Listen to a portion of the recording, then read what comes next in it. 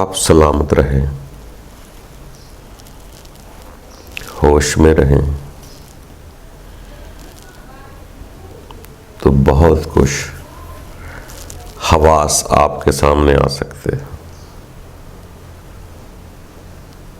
دوستو، کچھ چیزیں ایسی ہوتی ہیں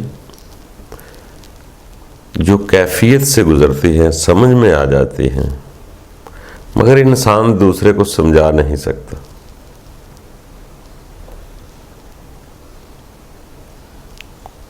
اس کے لفظ جو ہے باہر نہیں بن پاتے اور اس کو چھپانا بھی چاہتے ہیں۔ اسے چھپا رہنے دیں تو بھی اچھا ہے۔ اگر اسے سمجھانا چاہیں تو وہ لفظ نہیں ہوتے، اگر لفظ مل جائیں تو وہ وجود نہیں ملتا۔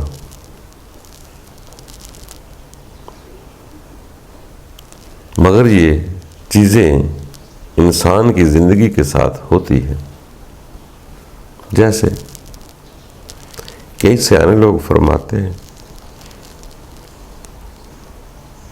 جب آپ کو دیکھا تو اپنا آپ نہ رہا، اگر اپنے آپ کو دیکھا تو آپ ہی رہے۔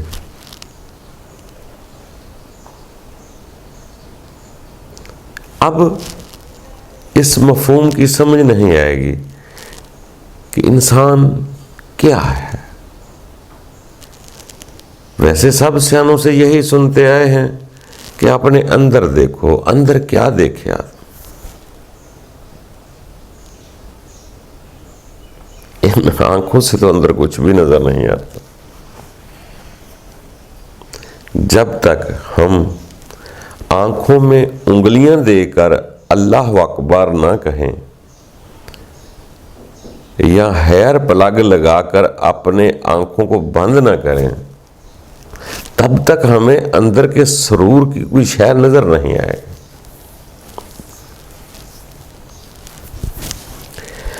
اپنے خیال کو اپنے اندر لانے کے لیے بڑی زوراور عبادت کی ضرورت ہے۔ نوجوان تو اس کو بہت جلدی حاصل کر لیتے ہیں، مگر بوڑھے آدمی کو یا زیادہ عمر گزر جانے کے بعد جب چیز پک جاتی ہے کہ جو کچھ ہے میرے باہر ہی ہے، میرے اندر کچھ نہیں،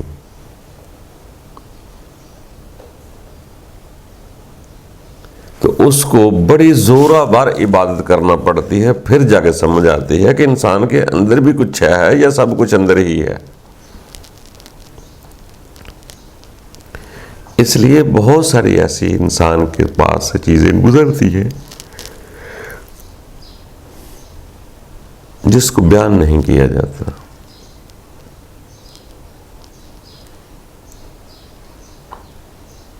جیسے ہی ہم کسی شیشے کے سامنے کھڑے ہوں تو ہم کس کو دیکھتے ہیں؟ اپنے آپ کو دیکھتے ہیں اور وہ آپ ہی خوش ہوتے ہیں۔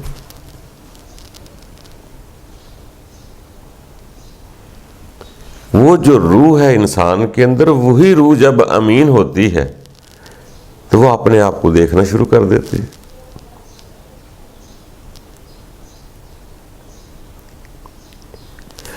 مگر یہ بات عقل مندوں کی سمجھ میں نہیں آئے گی،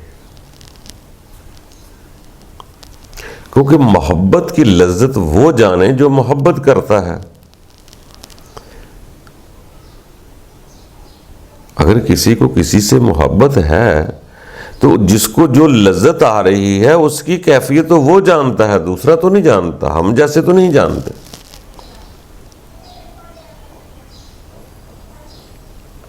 وہ جو پریم کا ٹیسٹ ہے وہ جانے گا جس کو پریم ہے۔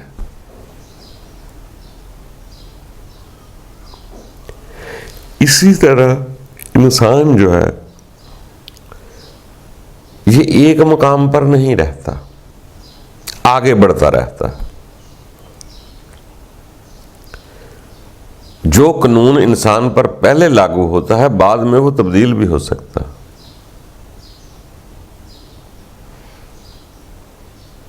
اور زندگی کے ہر موڑ میں انسان کو جیسے کھانے تبدیل کرتا ہے ایسے کیفیتیں بھی تبدیل ہوتی رہتی۔ کبھی معدہ خراب ہے تو نرم غذا کھا لو، اگر معدہ ٹھیک ہے جو مرضی کھا لو۔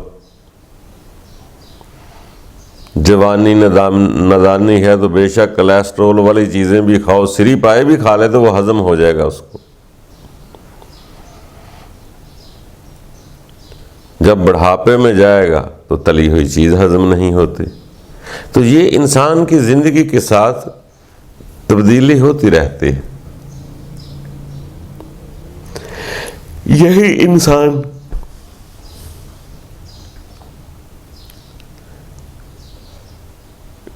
اپنے رب کو تلاش کر رہا ہے، دنیا کو دیکھ رہا ہے، چل رہا ہے، باہر گھوم رہا ہے، صبح و شام اس کی آرزو ہے مجھے میرا رب مل جائے، مجھے میری امید مل جائے، مگر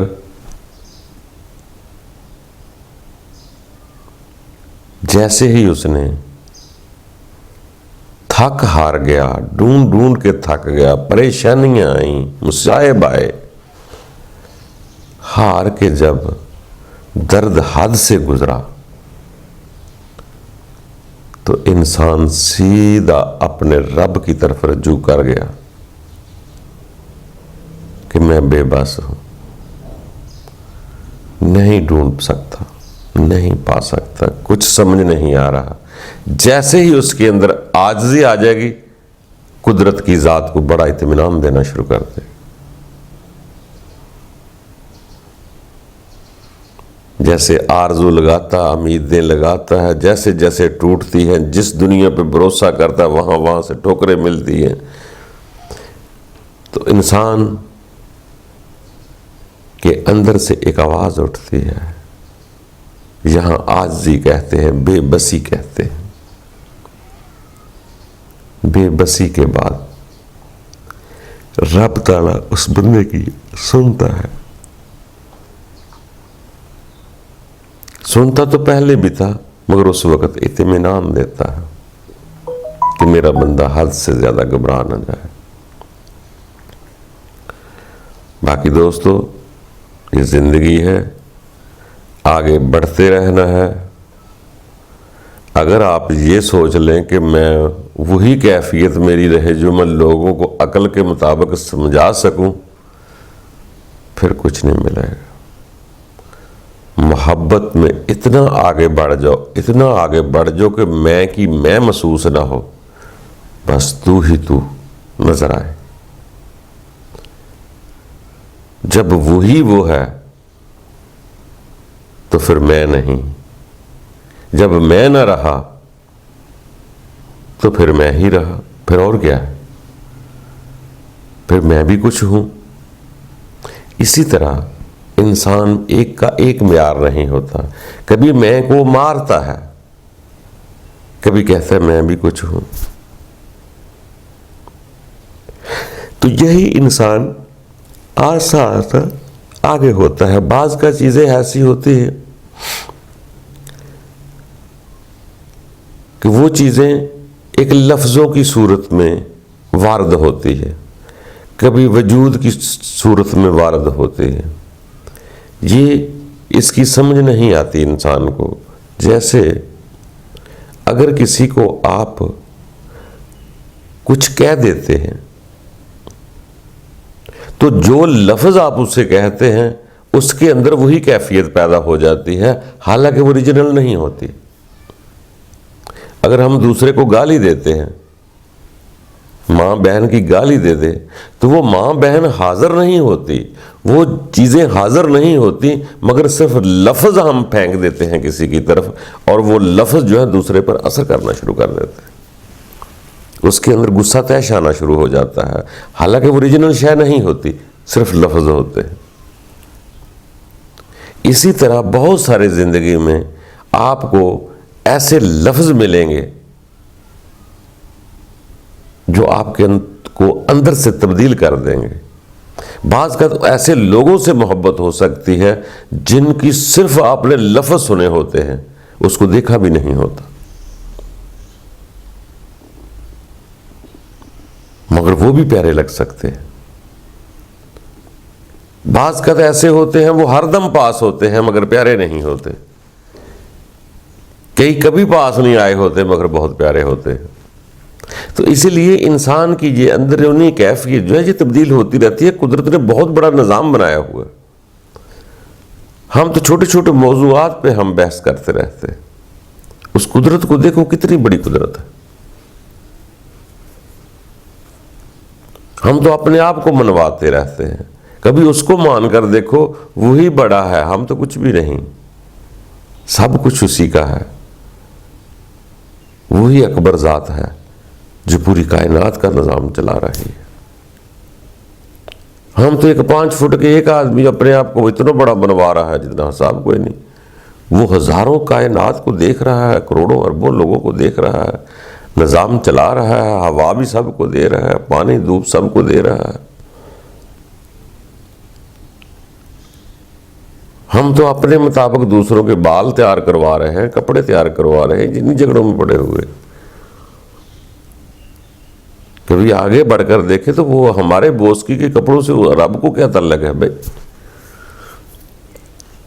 اس سے کیا پردہ، اس سے کیا چھپاؤ گے آپ؟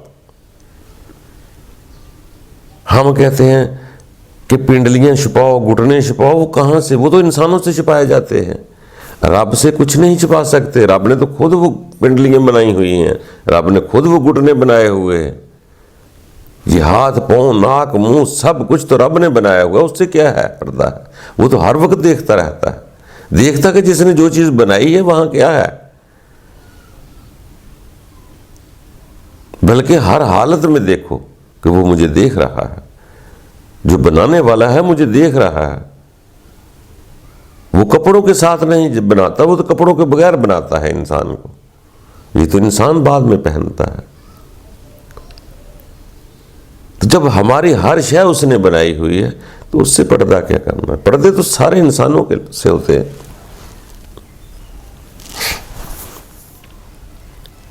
اگر آپ یہ سمجھ لیں کہ یہ دیکھنے والی آنکھیں میرے رب نے بنائی ہے، سانس لینے والا ناک میرے رب نے بنایا ہے، یہ انگلیوں کے جوڑ جو ہے میرے کام آتے ہیں، میں چیزیں پکڑتا ہوں، یہ رب نے بنایا ہے، تو یقین جانے جب آپ ہمیں یقین آ جائے گا کہ یہ سب کچھ میرے رب نے بنایا ہے، تو جیسے جی جسم آپ کا اپنا ہے، آپ کو رب بھی اپنا محسوس ہونا شروع ہو جائے گا، کیونکہ جو رب مجھے بنا رہا ہے وہ میرا رب ہی تو ہے۔ یہ اتنی پیاری چیزیں جو مجھے بنا کے دی ہیں، وہ کتنا پیارا ہے جس نے چیزیں بنائی ہیں۔ ہم انگلیوں کو دیکھتے رہتے ہیں، یہ نہیں دیکھتے اس کا کارساز کون ہے، کاریگر کون ہے، اس کو بنانے والا کون ہے۔ اگر ہم ان چیزوں کو غور سے تدبر کر لیں کہ جی اتنی خوبصورت مکینیکل سسٹم جس نے بنایا ہے وہ کتنی خوبصورت شے ہے، کیا شے ہے وہ۔ اگر یہ جسم مجھے اتنا پیارا لگتا ہے، مجھے ہاتھ اتنے پیارے لگتے ہیں، مجھے اپنا آپ اتنا پیارا لگتا ہے، تو جس نے بنایا ہے میں اس کو بھی اپنا سمجھ لو تو پیار ہی پیارا ہے، پیار ہو جائے گا۔ پیار کے لیے کوئی فلسفہ نہیں، پیار کے لیے کچھ کرنا نہیں پڑتا، پیار کے لیے اس شے کو اپنا سمجھنا پڑتا۔ جیسے وہ کئی دفعہ بات ہو چکی کہ بچے اپنی اولاد سے پیار کرنے کے لیے کوئی کورس نہیں ہوتا، کسی ہمسایوں سے نہیں پوچھنا ہوتا، کوئی کتاب نہیں پڑھنا پڑتی، صرف اس بچے کو اپنا سمجھ لو تو پیار شروع ہو جاتا۔ خود بخود کنگھی بھی ہو جائے گی، منہ بھی دھل جائے گا بچے کا، کپڑے بھی تبدیل ہوتے رہیں گے، وہ کورس میں نہیں ہوتا۔ وہ پیار ایک ایسی شے ہے جو خود بخود چیزیں کو سکھا دیتی ہے، محبت بڑھا دیتی ہے۔ جیسے بچے کو اپنا سمجھ لیا بس وہ پیارا ہو گیا، اسی طرح اپنے رب کو آپ پیار اپنا سمجھ لو تو اس سے بھی پیار ہو جائے گا۔ ہم رب کو سمجھتے بہت چھوٹا ہے، کہ رب یہ کام نہیں کر سکتا، یہ تو میں ہی کروں گا، یہ میرے کرنے سے مسائل حل ہوں گے۔ ہمارا رب پہ بھروسہ ہی نہیں، جبکہ ہمارا بھروسہ، ہمارا یقین ہمیں رب کے ساتھ منسلک بھی کرتا ہے، اعتماد بھی بڑھتا ہے، اور ہمارے غموں سے، پریشانیوں سے ہمارا چھٹکارا بھی ہوتا ہے۔ مگر ہم لوگ اس کو اتنا بڑا نہیں سمجھتے کہ رب ہر کام کر سکتا ہے، کہ ناممکن کو ممکن بنا سکتا ہے۔ اتنا بڑا ہمارا ایمان نہیں ابھی بنا۔ اگر ہمیں سمجھ میں آ جائے، وہ یقین پیدا ہو جائے کہ وہ ایک کن سے پوری کائنات فیکون کر سکتا ہے، تو پھر یقین جانو یہ چھوٹے چھوٹے ہمارے گھریلو مسائل کیوں نہیں ٹھیک کر سکتا، وہ یہ بھی کر سکتا ہے۔ ہم اس سے کروانا نہیں چاہتے، ہم اپنی میں کو منوانا چاہتے ہیں، دوسرے کو اپنے مطابق کرنا چاہ رہے ہیں۔ یہی پریشانی ہماری ہے۔ ہم اس کو اپنی دعوت دیتے ہیں کہ دوسرا میری طرف آئے، مجھے عزت دے، مجھے پکارے۔ ہم نے کبھی نہیں سوچا کہ وہ رب کی طرف جائے، اپنے رب کو پکارے۔ جس دن ہم یہ سوچ لیں گے کہ اس کو اپنے رب کو پکارنا چاہیے، وہ میرا نہیں میرے رب کا ہے، تو آپ کو نفرت نہیں ہوگی۔ آپ جو پریشان ہوتے ہیں، ہم جو پریشان ہوتے ہیں، نہیں ہوں گے۔ جب ہم اپنا قبضہ کرنا چاہتے ہیں اس پر کہ وہ میری طرح رہے، میرا محکوم بن کے رہے، میری اجازت کے بغیر آگے پیچھے نہ ہو، میرا ہی فرما بردار بنے، رب کا فرما بردار نہ بنے، تو ہمیں دکھ تکلیفیں تو پھر آئیں گی۔ میں اس پہ قبضہ کر رہا ہوں۔ یار یہ چند دن کی زندگی کے لیے ہے، کتنی حاکمیت کیوں کر رہا ہے، کیوں جبر کر رہا ہے لوگوں پہ؟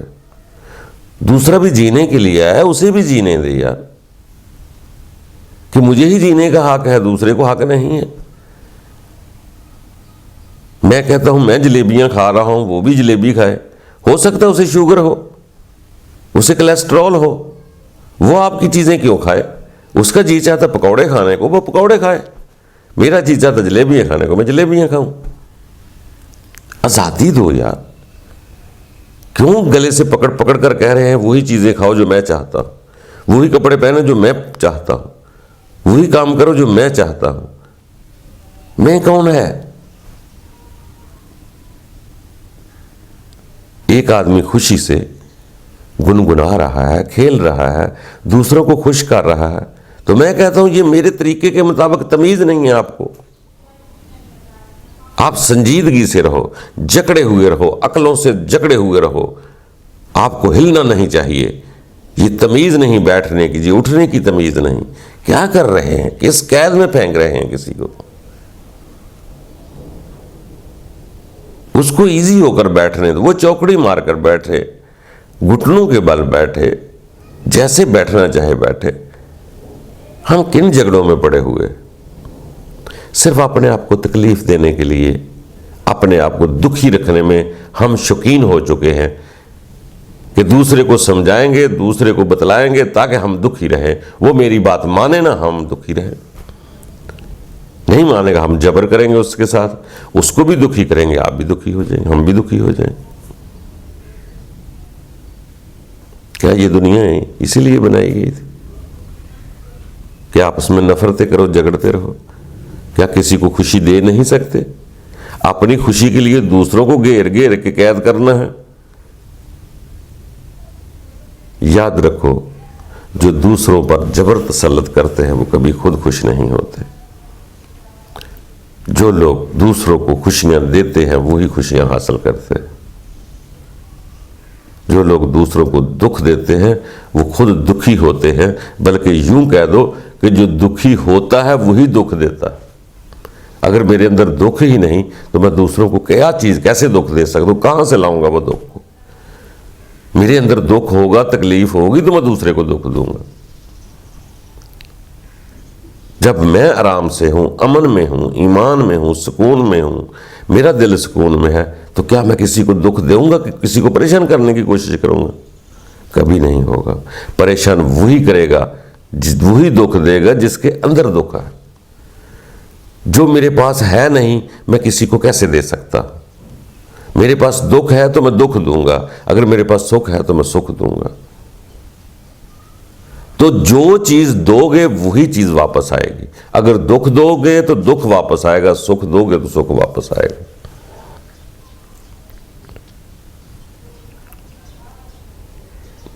بے شک آپ غلطی سے چیز کو پھینک دیں، جو مرضی کر دیں، آج کی گالی دی ہوئی ایک وقت پر واپس آتی ہے. کتنی دیر بعد واپس آتی ہے؟ آتی ضرور.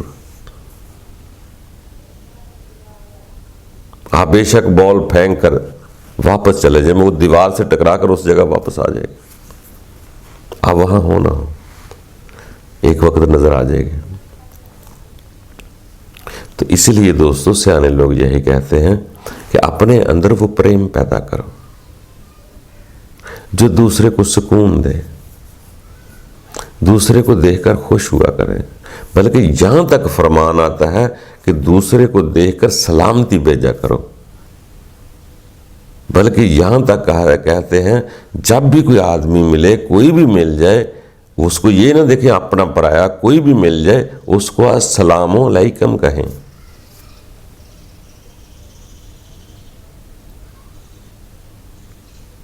کوئی کہتے ہیں پرنام کرے، کوئی کہتے ہیں سلام کرے. یہی چیز ہے کہ اس کے اوپر رحمت بھیجنی ہے، ہمیں سلامتی بھیجنی ہے. ہماری نگاہ اندر سلامتی ہوگی تو ہم دوسرے کے بارے میں سلامتی سوچیں گے.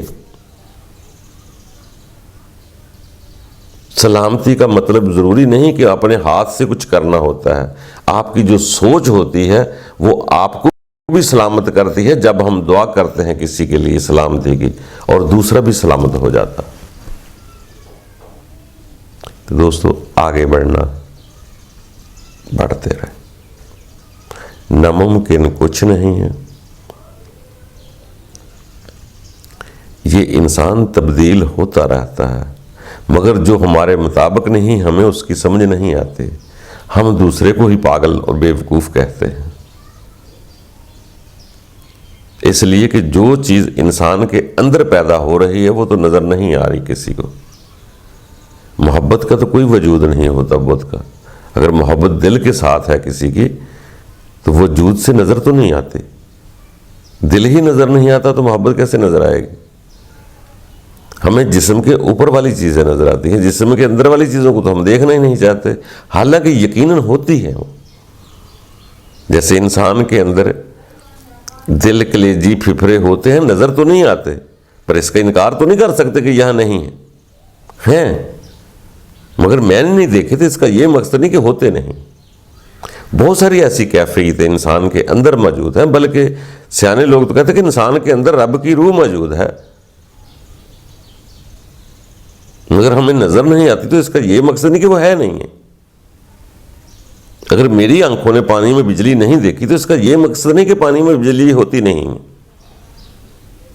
اگر میں نے روح یا فرشتے نہیں دیکھے تو رب تعالیٰ کہتا ہے فرشتے روحیں میں زمین پر بھیجتا ہوں.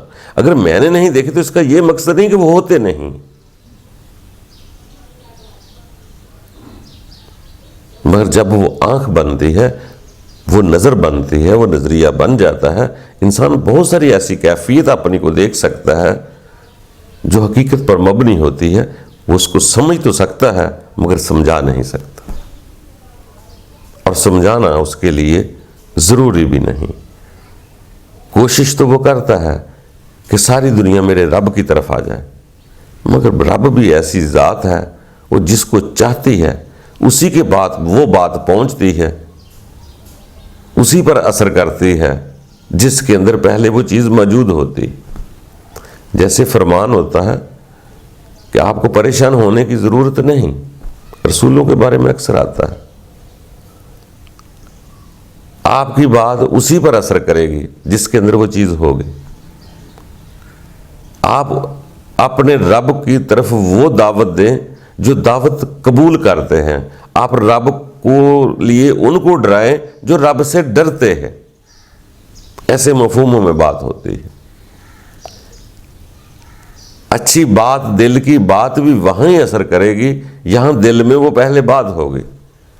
جب تک میگنیٹ لوہے میں نہیں ہوگا آئے گا اس وقت تک دوسرے لوہے کو نہیں کھینچ سکتا۔ جب ہمارے اندر وہ چیز پیدا ہو جاتی ہے تو ہمیں باہر سے، دائیں سے، بائیں سے، کتابوں کی شکل سے، پرندوں کی شکل سے، انسانوں کی باتوں سے، خبروں سے ہمارے پاس وہ چیزیں آنا شروع ہو جاتی۔ جیسے آپ نے کمپیوٹر، لیپ ٹاپ جب ہم کھولتے ہیں تو کیا لکھ کر کھولتے ہیں؟ جو ہمارے اندر موجود ہوتا ہے، جو ہماری خواہش ہوتی ہے دیکھنے کی، ہم وہ چیزیں کھولتے ہیں۔ ایٹومیٹکلی وہ ہاتھ لکھنا شروع کر دے گا اور آپ انٹرنیٹ سے وہ چیزیں دیکھنا شروع کر دیں گے، کیوں؟ جو دل میں ہے وہی دیکھنا ہے، اور سواد بھی انہی چیزوں کا ہے جو آپ کے دل میں بسا ہوا۔ باقی دوستو، پسند اپنی اپنی، یہ تو نہیں ہو سکتا کہ کوئی آدمی یہ سوچے کہ یار میری بات کو ساری دنیا لائک کر لے گی، یہ کبھی نہیں ہوتا۔ جس کے نصیب میں جو ہوتا ہے وہ اس کے پاس خود بخود چلا جاتا ہے۔ یہ کبھی نہیں ہوتا کہ ساری دنیا کسی کے کہنے پہ سدھر جاتی ہے۔ یہ تو یقین جانو، آپ اب اکثر کبھی غور کر کے مطالعہ مشاہدہ کریں تو ہو سکتا ہے اپنے گھر کے لوگ ٹھیک نہ ہوں، آپ کے مطابق نہ ہوں، اور باہر کے لوگ آپ کے مطابق ہونا شروع ہو جائیں۔ بھلے بہت سارے علماء کرام بتاتے ہیں کہ حضرت نوح علیہ السلام ساری زندگی اتنی محنت کی لوگوں کو رب کی طرف راغب کرنے کے لیے، مگر اس کی اپنی بیوی نہ گئی۔ بہت سارے لوگ اور کشتی میں بیٹھ گئے مگر بیٹا تک نہ نوح کا بیٹھ سکا۔ بہت سارے نبیوں کے اپنے قریبی رشتہ دار بلڈ ریلیشن کے قریب نہ آئے بلکہ مخالف ہو گئے، اور جو غیر کے دور کے علاقے والے تھے وہ قریب ہو گئے تھے۔ جیسے مشہور فرمان آتا ہے، وہ کسی بھی مذہب کے کسی بھی رہنما کو دیکھیں گے آپ تو وہ دیکھیں گے کہ غیر لوگ ان کی قریب ہو رہے ہیں اور جو گھر والے ہیں وہ دور ہو رہے ہیں۔ جیسے رسول کے بارے میں فرمایا جاتا ہے کہ بہت پیارے رسول ہیں، ان کے سکے چچا ان کے دشمن بن گئے، اور باہر کے جو بزرگ تھے وہ چچوں کی طرح قریب بن گئے۔ سلیمان فارسی جیسے قریب ہو گئے، بلڈ ریلیشن والے دور ہو گئے، فارس کے رہنے والے قریب ہو گئے۔